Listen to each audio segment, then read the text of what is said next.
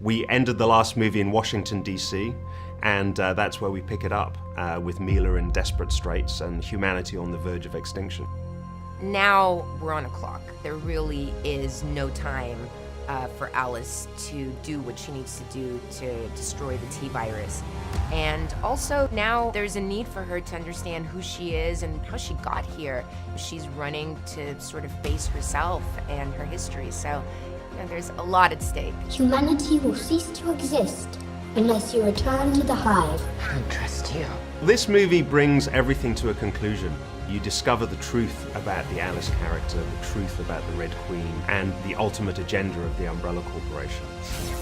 We played a long game, you and I, but now it's over.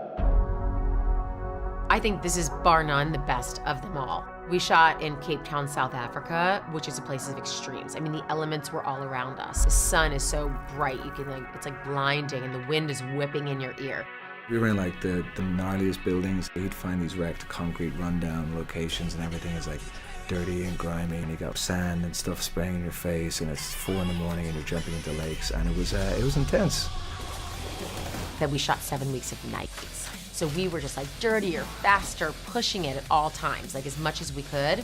And I think that you can feel that in this movie. It's like really raw and it's really palpable. Because it's a big movie and it's got a big sound and it's got these huge explosions and all sorts of crazy stuff. When I first read the script, I just immediately thought of like that massive scope and that energy, and it's a big movie. Those are the only kind of movies that you can really see in IMAX, 3D, the fun, the big screen. I think people, when they go to IMAX, they're gonna really enjoy it from beginning to end. I've always been about making movies for the big screen, and that's why it's always such a pleasure to see what I do on an IMAX screen.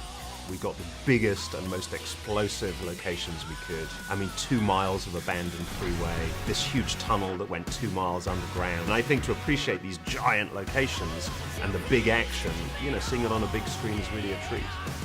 There's no other place that I think you should watch Resident Evil except IMAX, because it's got so much sound, it's got so much high impact action, it's terrifying, things are jumping out at you, and when you have it like that big in front of you, I mean, it just gets sucked into the world. It's amazing. Is that all you got?